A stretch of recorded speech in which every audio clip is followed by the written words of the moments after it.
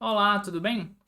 Nesse vídeo eu vou dar conselhos para professores de como você pode inserir na sua sala de aula experimentos e atividades para os alunos poderem ter um contato com a teoria de forma mais prática, né, mais palpável, tudo bem? Então eu vou começar principalmente com foco em experimentos, tá? Então, quais são as formas com que a gente pode introduzir um experimento em sala de aula? A primeira forma que eu usei bastante quando eu dava aulas de pré-vestibular, em que a gente tinha um tempo muito escasso e a gente tinha que ter um foco, né, pela própria missão que a gente se propunha, então, de treinar alunos para realização de provas, mas mesmo assim, experimentos ainda podem beneficiá-los, né, na compreensão do fenômeno, que é necessário de ter um bom desempenho numa prova de física, uma prova de ciências em geral, que é o experimento de abertura. Então, quando você está iniciando um módulo, né, por exemplo, eu dava aula de eletricidade e magnetismo, né, nesse ano aí de pré-vestibular. Eu começava o assunto de eletrostática com um experimento, começava o assunto de magnetismo com um experimento, certo? Então você tem alguns outros assuntos, capacitor, eu trazia um capacitor, certo? Um resistor, trazia um resistor, uma fonte, trazia pilha, eu pegava lá um multímetro e media, tá? Ilustração de medição em paralelo, medição em série, etc, né? Então, quando eu ia começar algum assunto novo, às vezes eu tentava trazer algum elemento prático. Para quê? Para justamente iniciar a conversa, né? Então, uma vez que os alunos vão começar a estudar magnetismo, então, a princípio, você deve supor que eles não têm um conhecimento prévio, tá? Ou que tem um conhecimento, mas é intuitivo, que você precisa formalizar ainda.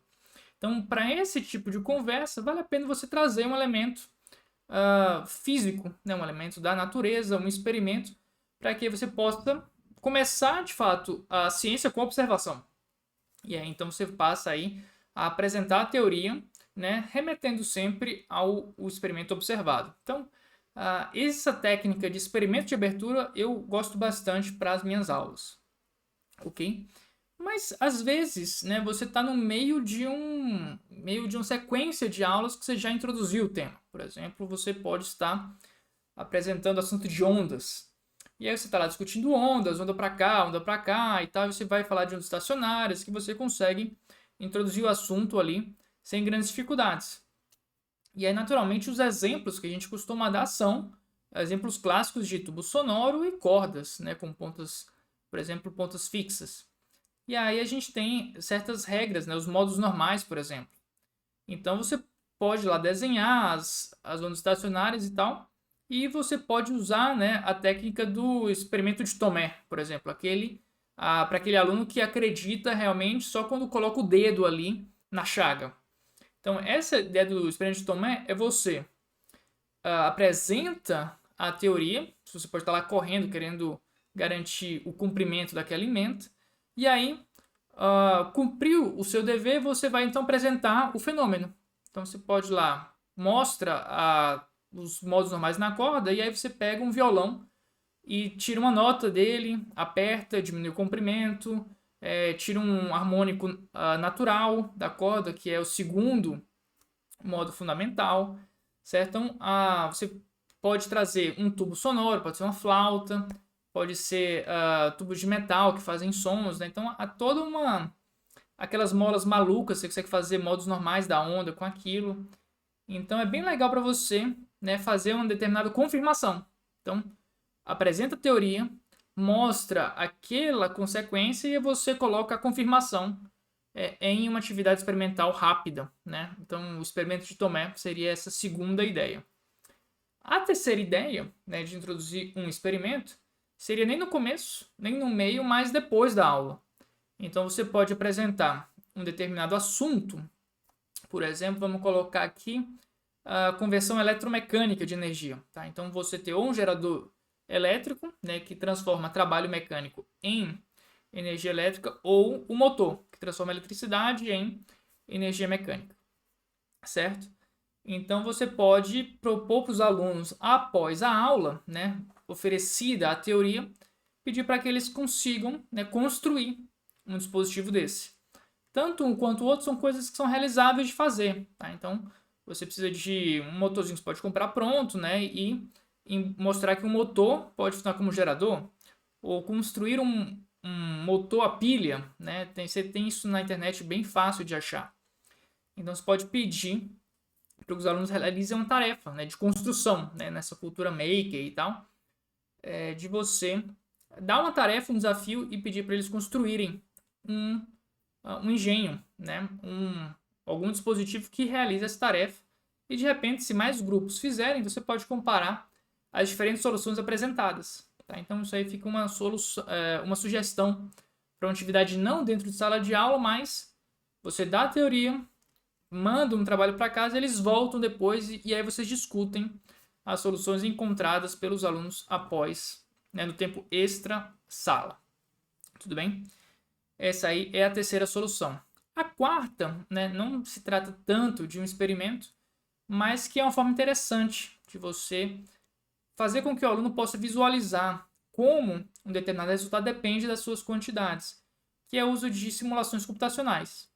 Tudo bem? Então, em certos casos, por exemplo, física moderna, estrutura da matéria, algumas coisas de eletricidade, por exemplo, que são difíceis de trazer para a sala de aula, às vezes porque custam caro, às vezes porque precisam de um vácuo, tá? Tem experimentos que só funcionam alta tensão a 4.000 volts, então você não vai ter ali uma fonte dessa, até por questões de segurança ou recursos financeiros mesmo, em toda a sala. Então você pode trazer uma simulação. Então você pode instalar no seu computador pessoal, instalar nos computadores de um laboratório de informática, e os alunos nessas simulações podem variar parâmetros à vontade e ver diferentes respostas de sistemas.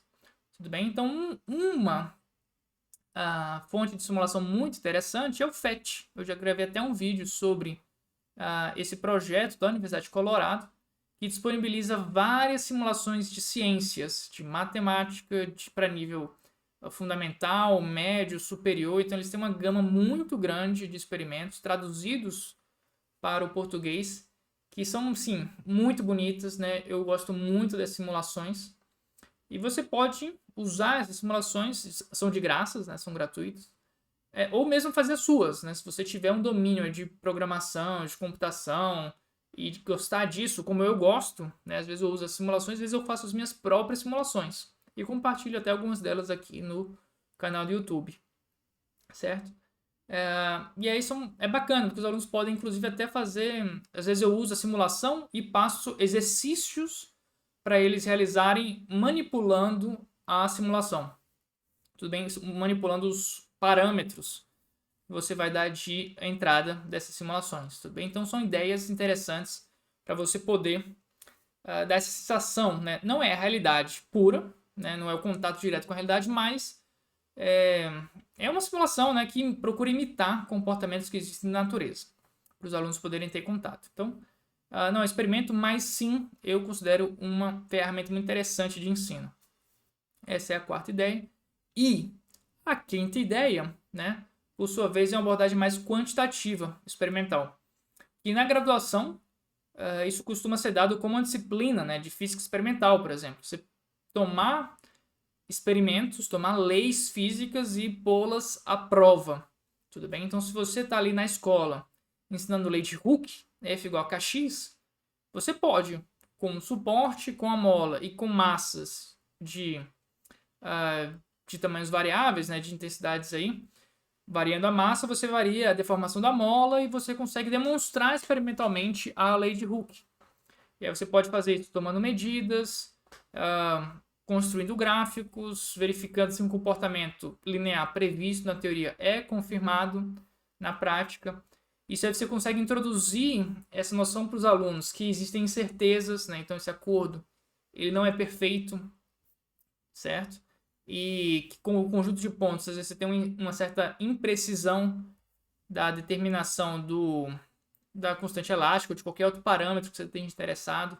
Medir gravidade é um clássico, você consegue medir gravidade, a aceleração local da gravidade, de N formas distintas, com maior ou menor precisão, certo? Então, essa análise quantitativa de um fenômeno também é bem interessante e não precisa ser só dada no ensino superior. Ela pode ser dada sim na escola, né? Tanto é que ela costuma ser cobrada em Olimpíadas de Física de ensino médio. Então a OBF tem prova experimental, a YPT é outra Olimpíada que tem uma componente experimental muito forte, de análise de dados, realização de experimentos, variação de parâmetros, né? Olimpíadas nacionais também costumam ter provas experimentais que complementam o que a gente vê na teoria, certo? Então, a gente pode, ao invés de passar uma lista com vários exercícios, que basicamente é decorar uma fórmula, substituir número na fórmula em várias formas possíveis, tá? Dando uma fórmula com n parâmetros, se dá n-1 e pede o que sobrou, ao invés de fazer isso várias vezes, por que não dar atividades experimentais que o aluno tem aqui? Usar essas fórmulas e construir e medir e comprovar aquela teoria dada na teoria, certo? Então, isso aqui é a nossa quinta atividade, que é o foco do curso que eu lancei há pouco tempo, né, de Introdução à Física Experimental, que é um curso que eu apresento a teoria de medidas, apresento o que é uma incerteza, o que é um erro, o que é uma discrepância, tá? Tratamento estatístico de medidas, construção de gráficos, ajuste linear, métodos de linearização, para que o professor que queira usar isso em sala de aula ou o aluno que de repente está competindo em Olimpíadas possa dominar essas técnicas, né, de física experimental que são necessárias para você fazer uma análise quantitativa rigorosa de qualquer experimento que você deseje, ok? Então ficam aí as minhas 5 dicas de formas com que você pode introduzir experimentos e simulações computacionais, no caso, né, em sala de aula, ok? Então muito obrigado pela sua atenção e a gente se vê na próxima. E aqui embaixo tem um link se você tiver interesse aí no meu curso. Um abraço e até a próxima.